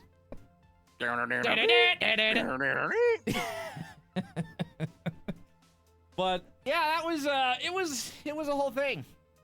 It was a whole thing. But it was all right. Speaking of, it wasn't terrible at all. Speaking of whole things, after that, we got the match that I was looking the least forward to, probably, of the whole show, was Wardlow versus Luchasaurus. And in my mind, I'm like, all right, well, this will be whatever, right? Then we get to the show, and it wasn't until they were walking out to the ring that I realized this was not Wardlow versus Luchasaurus. It was Wardlow versus Christian Cage. I do not understand how this got booked or how I missed this. I was always under the impression it was Luchasaurus. I still think that something got changed and they just didn't say anything. Maybe nobody will notice. I'll be honest. I don't think we paid attention enough to it. I think you're right, because I feel like this whole team of Christian and Luchasaurus and these weird promos and shit just ain't working for me. So I'm torn on this now, because Wardlow, I feel like, has been booked really fucking bad. Christian has had just, these promos have not been great for me.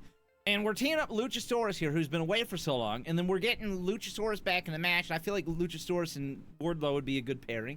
And then only to find out that it's not Luchasaurus, it's Christian Cage. But it's a ladder match, and Christian Cage is ladder match guy, so I'm just feeling all the emotion, don't know what the fuck to think. Confused and scared.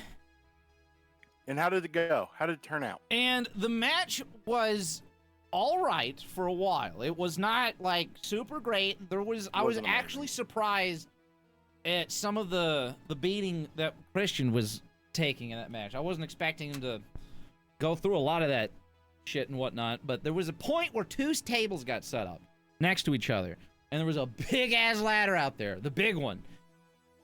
And all I could think about in my mind was the one TLC match with the Dudleys, Edge and Christian, and the Hardys, where I think it was Matt Hardy and Bubba, or maybe it was Matt, I don't remember, got knocked off the ladder, and they had double-decker tables sitting there, and he got smashed through 4 tables. And all I could think about in my mind is, bro, they're going to kill Christian. He's going to die, isn't he? And I'm gonna watch a man die today. So, of course, after a while, Luchasaurus comes out, because, of course he is. Like, obviously that was going to happen. But what was a little surprising is Arn Anderson also came out. And that man bit off Luchasaurus' thumb. Literally, he did. Bit it off. He had like a blood capsule and busted it as he was like chewing on his finger. So he's to make it look like he was pulling it apart yes. and yanking it, just biting the man's thumb The off. Luchasaurus is just holding his hand. There's blood everywhere, and the camera pans to Arn, and he just got blood all over his face. It's that the was most the funniest shit ridiculous in the world, shit I've ever blood seen. Just staying around his mouth. It was hilarious. That match was just the most entertaining shit to me. And then we got the moment where JR's like, and there comes Christian emerging, and Christian's like peeking over the apron. All you can see is like his eyes. We have PNGs for that. Oh, it's so good. But the best part of the whole thing, and I still can't quite believe it happened, was eventually we got to the point where those two tables that were set up, Luchasaurus got put on those tables, and Wardlow, the psychopath that he is, big man, decides to climb up to the big tall ladder, however tall it is. Was it 18 foot? Yep. I'm going to say it's probably at least 20 foot. Whatever it is. It's the tall one. It's the one that's like twice as big as the normal ladder. I think my stepdad would call him a big sumbitch. Right. He gets up to that ladder, does a swanton bomb, better than any swanton bomb I've seen Jeff Hardy do in the last 10 years. And just beautiful swanton bomb by this man, right into the tables, lands perfectly, hits Luchasaurus, and then also lands safely on the table there. And, I also forgot about the spot where Christian was climbing the ladder, and Wardlow jumped from the top rope onto the ladder, and the ladder fucking snapped in half. That was crazy. Under the man's massive weight. Yes. We all didn't see that one coming. And then he tried to climb it, and it was broken, and he just got pissed. He's like, fuck this shit, and threw the ladder and whatnot. And it ended with, Wardlow and like retaining his championship, as it should have. And man, yes. I feel like this match, this might be unpopular opinion, but that match was probably my favorite. It was the most exciting thing that happened in the show for me. I enjoyed that so much, and I should not have. That was surprise of the night. Yes, it was. It was a surprise for me, and God, it was wonderful. I freaking loved it. Mm-hmm. This is Wardlow's redemption for me. Oh. Arms too. All right. So then we go on to the next huge embarrassing failure, which is potentially the shittiest booking of anything that I've ever seen in my life. Jamie Hayter this was annoying. versus Toni Storm for the women's title. It's been talked about for a good while now that Jamie Hayter has been injured. You've heard, like Dave said, it's just storyline, and then fucking Sean Ross Sapp is like, no, it's real. Nobody fucking knows anything because they're all a bunch of idiots. But clearly Jamie Hayter's injured, and they needed a way to get the belt off her. Like, they could have done it anyway, any other way that wasn't this. And it was a really short match. It wasn't even really a match. They just assaulted the shit out of her, and then just took the belt off of her and gave it to Toni Storm, which I hated. Well, she got a little bit of offense in, I guess. Yeah, I hated everything that they did with this. I thought it was stupid. I will say I am at least glad for Toni Storm, because she had to deal with that whole interim bullshit when Thunder Rosa was injured. So now Toni Storm is like the actual women's championship. So that's at least good. And during the media scrum after that match, she went all MJF on Tony Khan during her section, which it's one of those things. It's like, it's probably just in character, right? But it's also like it's real, right? Doesn't matter if she's in character or not. What she's saying is what she's fucking thinking. Let's be real. But she says, I'm sure we can all argue that the interim thing was bullshit, right, Tony? Crazy. That was a tough, terrible time. And I mean, yeah, it was stupid. It was dumb. The whole era of interim healing on Tony. She wasn't healing on Tony. She was healing on Thunder Rosa. Right, yeah, but Tony... and because everybody knows what happened. Right, but Tony's there, and you can tell he's... shit, and she was hurt. Noticeably, like, oh, shit. It's like when MJF gets up there and talks. Right. Like he is in every single one of them. I know, it's the best. It's my favorite. I love watching him being uncomfortable. So funny. It has become a pastime for me. MJF is usually the only one that does it, so it was nice to see somebody else also do it. I don't know. Phil does it pretty Well, good. that was a different. That was different. MJF does it on a regular basis. I don't Punk know hasn't been why around he long lets enough to do it on a thing- regular basis. I don't know why he stays in the fucking room when MJF is there. I don't either, dude. I would just be like, tell him no, and I'm gonna leave. 'Cause I don't want to know. But And just like that would have been the end of it. I just don't know why you stay there and just let him do that and just go, this is fine. He's burning everything down in this room. We're gonna be fine, but I just don't like fires in the house. oh, all right. And then we got the trios championship match. Which was good. It was a I don't know what it was, It had a better open house rules match. So like we didn't know who they were fighting, but it was the Acclaimed because obviously gotta have the entrances Acclaimed. Interesting. I would argue that Max Caster's rap during that show was probably the best one that he has given so far. Every single line in that. Oh man, it was good, was and it was perfect. longer. He did 2 verses this time. He did 2 verses and took a shot at Buddy Matthews. So Yes. I am totally in for this. I'm honestly surprised don't Buddy kill me, Matthews Buddy didn't Matthews. actually commit murder. I'm surprised he didn't work stiff on him, but I think Max likes him enough that he's like, I'm gonna say something. Or even Buddy would have been like, Yeah. I mean, just say whatever. It's funny at this point. I mean, I had to do the fucking WWE Hall of Fame, and they split us up for that. So I mean, what do I care at this point? Oh, it's hilarious, dude. That was the best line. But again, I think that was probably the best part of the match. The match wasn't bad. It was just. It was a good match. It was another like I feel like most all the matches like leading up towards the end were just they were fine or just all right. They weren't great. They had some moments that were great, but like I don't know. Like some of the stuff I It was was a less little invested bit, on yeah. in than others. Yeah, this one felt a little odd. I don't know. There was just this whole pay-per-view Yeah. was weird. It felt like there It was was. something. Like, It this was is- like more Punk hanging over it and like more shit with him and then the collision stuff. There's just a lot hanging over that just made it weird feeling, and a lot of the matches were booked funky. I think guess my is the best way to put biggest it. problem with this pay-per-view is like I don't know that there was enough hype built for this because we have the collision thing happening. We got 2 other pay-per-views That's what happening in I'm the saying. weekend. It You have sucked the oxygen out you of the have room. All In. There's nothing Right. there. You have All In coming up at Wembley, which is now like the biggest selling wrestling event ever in the You UK. have Forbidden and Door Forbidden Door. and So Fight it's like Forever. yeah, is and another Fight thing, right, too. yeah. That's So it's like something else. I releasing. felt It's a like big deal. Double or Nothing felt like the least important of all of those Dude, things. that was like back burners. What it felt. yeah. It just sucked all the oxygen out of the arena, sucked all the oxygen out of in the entire fucking space. Anybody watching it, it felt off. Also, why are we continuing? I know he's a legend, and he is who he is. But why are we continuing to put JR on the announce team? I enjoy We're just it. gonna let him do 2 matches. I'm down. And I get annoyed at them both. I fucking love JR and I love the dumb shit he says. I just call me crazy, but I love when he says stupid shit. Bad, It's like, dude. And then but you know what it is he heals on everybody. And I'm not okay with JR heel.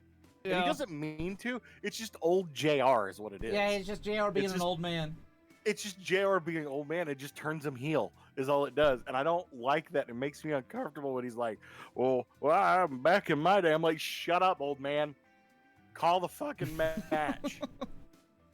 All right, and then after this we had TBS title match, which was I feel like I've said this several times. This is the most exciting part of the night, but not for the reasons that you think. Yeah, not because of the match. Jade Cargill Well, that versus Taya Valkyrie did fine. It was a fine match. Yeah, And because Taya, right. Jade is getting better, and Taya pulled her through. Right, and we've already seen this match as well. Of course, True. Taya Valkyrie didn't win, but you know what did happen? The same thing that we've been booking on this fucking show for 3 months. Yes, The ever thing, since we found out. happened. It actually happened, and it actually happened more sooner and faster than I thought. So, Jade retained, as I assume. Chris Statlander returns. She fucking returns, And I'm like, oh my god, it's happening. That means at the next pay-per-view, we're gonna have like a rivalry or something, and we're gonna have a build up to the next pay-per-view. And she's gonna take the belt off of her. Wrong word, No, child. instead, Child. instead we get an open challenge immediately after the match. Chris Statlander comes out there and basically squashes Jade Cargill, and is now the new TBS champion. Holy shit, I'm so freaking excited about that. So happy, dude. And also, coming off of that match, Jade Cargill did say she's going to be taking a break for a while from AEW, and when she returns, apparently there's going to be a character change as well. So, don't know what that means. We're not getting Alien Girl. I'm alright if we're not getting Alien Girl because I like Chris. Jade, not Chris. Oh, Jade? Yeah. Oh, I thought you said Chris. I may have said Chris, but no, Jade. Jade's taking time off, and she was apparently going to have a character switch. So, I don't know. Now, Jade needs a character switch up. She needs something. She was fine when she came in being the cocky girl, but now she got humbled, so let's just do something different with her. Yeah. Make her something different. She could be fun. I'm not saying she's bad. We're at 60 and she's 61 and 1 now, so like, you know, what is she lost the belt? No better time to take some time off, you know, than right now. It's just listen, go away so I can miss you. Exactly. That's what you need sometimes. You need to go away so I can miss you because guess what? She's not terrible on the mic. She gets herself over. I'm sure you can work with that. She's athletic. She's getting better in the ring. I mean, we're seeing it week to week, so it's not like we're seeing big leaps, huge leaps and bounds. We're seeing incremental. But you can see she's getting better. She's having longer matches. It's getting better. So just go away, train for a little bit, come back. We'll all be like, hey, Jade Cargill's back. I wonder what she's gonna do. It'll be fun. But that's the thing that people need to remember. Sometimes you have to go away for me to miss you. Yeah. But after that huge exciting thing happened, obviously they had confetti and everything else. Like I feel like Chris Statlander got screwed over before, and she was not happy. She absolutely got screwed about shit that happened. And then after the screwing over and her being unhappy, then she gets injured. So it was just really shit. And god damn it, her coming back and just winning the belt on the first freaking night, like, so happy, so glad. But oh, absolutely. Now we can move over to the best match of the night. It was the best match. This wasn't like the Luchas or the Wardlow match where it had like some of my favorite moments of the night. This match was amazing start to finish. Oh, it was the best. And it had some of the best spots of the night. It was the full package. It wasn't like anybody carried that match either. Right. Nobody carried this match. It was so fucking and good. It was nearly 30 minutes long. And everybody felt like on an even, it's just like everybody felt like a level playing field here. It was all like they acted as pillars. They did. Yes, they acted like they held they held the whole match up evenly. And it was they're showing that they are what it's built on. They're the ones that are going to be the ones at the top afterwards. They're all incredible. They did it was just so much cool shit. We had that one part in the match where they basically recreated the human centipede, where all four of them had each other in a fucking submission hold of some kind and formed like a circle just of everybody doing a hold. And then we got the moment where each person did a finisher from each of their mentors or whatever. That was really freaking cool. To see MJF do the fucking crossroads. Yes, and he did a good one too.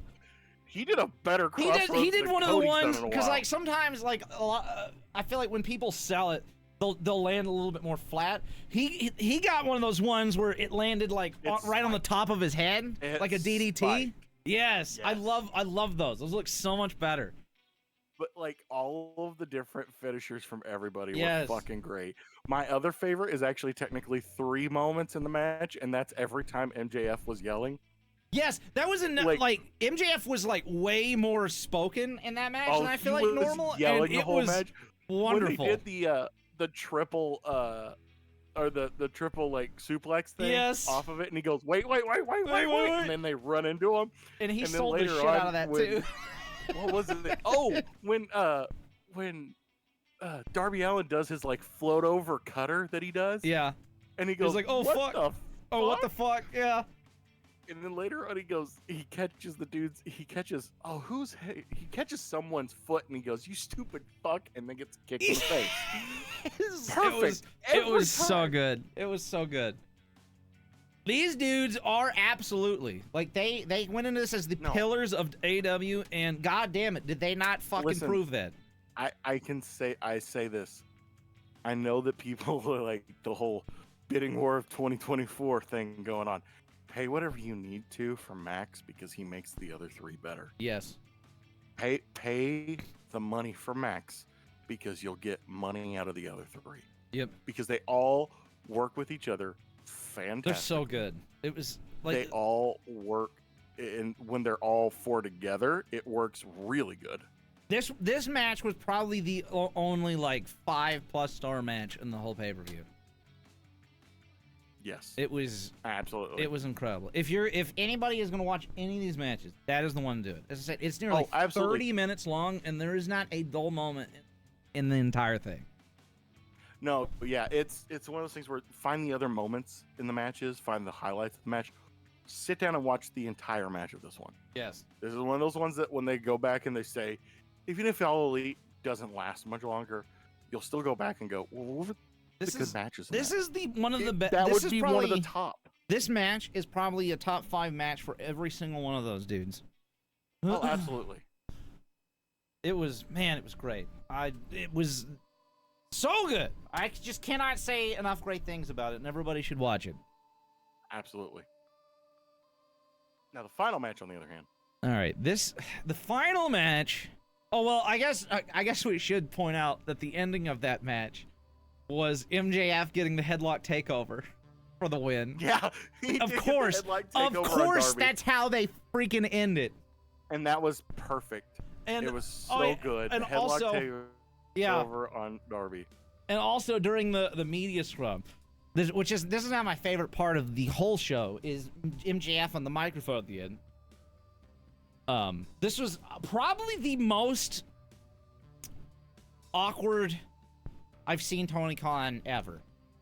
And yeah, he was visibly he looked like he was in pain. Like somebody was like had nuts in a vice grip or something. Not only was he saying what he's saying, but he was also poking him in the side with something sharp the whole time. Oh, he looked not great, but MJF says I now. don't even know all that was said. I just know some things.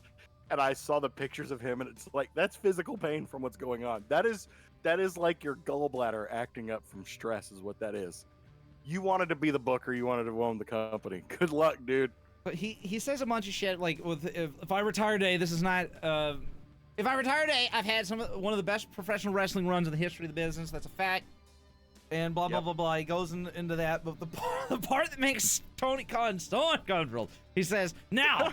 Does Nick Khan want me to work in his company? Sure. Does Triple H want me to work in his company? Sure. And he looks over at Tony and he goes, calm down. It's fine. Or maybe it's not. But I'm kind of bored of this sport. And I'm bored of the lack of respect for professional wrestling fans.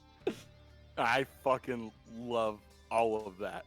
Like that he name dropped all WWE, Nick Khan, and Triple H. And whoo, man, Tony looked upset. And then they asked him about Forbidden Door. And he goes, do I have to wrestle at Forbidden Door? Fuck that. Oh, God. It's a fucking indie fed, dude. I think New Japan Pro Wrestling sucks. Everyone else there is the drizzling shits. That's literally exactly what he said. Oh, God. He's going to get his ass kicked by somebody is what's going to happen. Oh, it's going to be fantastic. Oh, my God. Oh, that's going to be hilarious. Like that's going to be good, though. The post-show, like, MJF... It's not even like a media thing. It's literally just an MJF promo, is what it is. It's the best part of the whole fucking show. Everything is in character because that's what he is. He's an old school heel. I'm a bad guy all the time until he absolutely has to break character. And you've seen him do it like a handful of times. Well, that's what like Carlito. It's really weird. I saw an interview or Carlito like doing some kind of speech thing, and he was talking to a bunch of people. He was like, man, I met MJF, and it was really unfortunate, and I hate that I met him. because that Right? dude is the nicest guy that I've ever fucking Right? met. That is literally what It's anybody like that my actually knows him entire was, world just exploded. Like, this man isn't the it, guy like, that we all think that he is. It destroys any amount of like hatred that you actually can muster up for Right. a wrestling heel. The one that always gets me is they were like, there was a bunch of guys that were hanging out with like some of the other wrestlers at one of the cons and stuff like that, and a bunch of guys came up and were like, not understanding that it was a gimmick, but like trying to play into it, like, Yeah. but they were also understanding it was, and they were going too far, and it apparently really got to MJF, but he didn't let it happen. And then when everybody, they were still there like hanging out, and he goes, man, I just don't understand how people can think to talk to somebody like that, even like a person, like anybody. Yeah. Just really, that sucks, man. And it's like, MJF said that. Oh man, that hurts a little. That fucking, like, when somebody says something like that from that character, it's like, damn, that's got to be fucked up for him to break like that. Yeah. Shit, dude. But apparently, just, I mean, who, look at the people he hangs out with. Do you think Liv Morgan's gonna hang out with an asshole? Well, she apparently she dated, what's his name, Bray Wyatt's brother. So maybe she dates assholes. I don't know. Yeah. Anyway, we well, need to wrap this up. yeah. So we got the final match, which I feel like God. I feel like given the last time we did an Anarchy in the Arena, it was actually really fun and entertaining, and I enjoyed it. They run it back again. Had this huge, violent, screwdriver attacks and shit like that that's been going on between the Blackpool Combat Club and the Elite. And like, we had this perfect setup for this just to be an insane, like, violent, crazy, awesome match, and it just was not that great, honestly. Oh no, it was violent and crazy, but it was like not in a good way. No, it was in a goofy, weird way. There was so much of that match that I hated it. There's so much of that match that I don't even remember because they were swapping perspectives around so much, for one. And the only things that I remember from the match were the big, ridiculously goofy spots, like Nick or Matt, I can't remember which one's who, doing the super kick with the exploding shoe. Exploding shoe we had in the show. Exploding shoe. And I only remember that because how ridiculous it was. And then but then I remember his next spot. Yeah, yeah. Fucking, of course, Moxley whips out thumbtacks, and oh man, they rip off his shoe and they slam him down on the thumbtacks barefoot. And that picture, oh god, dude, he's got like 50 thumbtacks in his feet. This is the worst thing I've ever seen in my life. Like, there was a point where one of the Bucks was like thrown into the back of a truck. Like, he was just in the back of a truck. He was thrown into the back, and then Claudio pile drived him, and it was Matt, and that was the way for them to cut away from him so that they could fix the shoe. And he's like limping out there all weird. Like, that's weird. Did they fuck up his leg? Nope, it's just because he's got explosives tied to his shoe. That makes sense. And then you had the moment with Kenny Omega and Moxley where they go up to the stage, and it's like, oh, look at this giant poker chip set piece. If we turn it over, it just so happens to be covered in broken glass and barbed wire, because why wouldn't it be? There was a point where they had a leaf blower and extension cord. Where in the fuck do you get a leaf blower in fucking May? In Las Vegas, right? Like, why do we have that? Are you telling me that was on, like they intentionally brought that thing? Like, why would they have that? I don't know, man. Maybe they have it because they do stuff like outside sometimes at dailies, and they just have it as part of the shit. Yeah, it may have just shit. It may have just been at the venue. It's like, yo, can we borrow that? Yeah, it's not like we need a leaf blower in Las Vegas. I mean, they were everywhere. They were in the crowd in the ring. They were outside. They were in the back of a truck. They were in the fucking concession area. Like, they were just all over the place. It was a whole thing. Yeah, and it was not fun though. It was shocking to literally nobody. John Moxley bled like crazy, as he always does. immediately. Maybe not even as much as usual, honestly. Yeah, but everybody else bled too. Yeah, there was a lot of blood. You couldn't tell whose blood was whose because everybody was covered in each other's blood. Very sticky situation, no pun intended. No pun intended. No pun intended. It's just, I don't know, man. There was so much going on. It was so chaotic. There wasn't even a halfway point where it started to make sense. It just continued to be a shit show we the forgot whole about time. the dude in blackface doing fucking Wild Thing for 10 minutes. Oh my God. That completely They left my looped mind. Wild Thing for 20 of the minutes. Like, the dude... And then they finally super kicked the bitch in the face. They got this dude, this band to play Wild Thing. And it's like, oh, okay, well, that's kind of cool.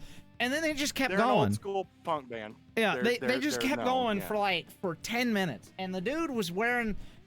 Technically, he wasn't wearing blackface. He was wearing, like, a black mask. And then the bottom of his face was painted black. But, I mean, like... He had a Wish... You know... A Wish brand mask. Yeah. Black mask on his face. It was very questionable, and then black for and sure. Red, because Homeboy's probably some weird anarcho-socialist To be fair, person. I looked up pictures of that band, and that dude always wears weird mask face paint combos, except they're usually white, so it seems odd that he picked that time to do that. Blackpool Combat Club. But, yeah, so they did that forever, and then finally the Bucks go up there and super kick him in the face, and that stops that whole thing. Yep.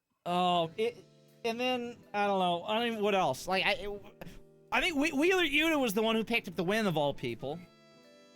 After a screwdriver attack. And, I don't remember the order of any of this. And towards the end, Takeshita, or no, it's not Takeshita, it's some random mask guy that we don't know, appears out of nowhere. Takeshita. And it was Fuck, Takeshita. we all knew what it was.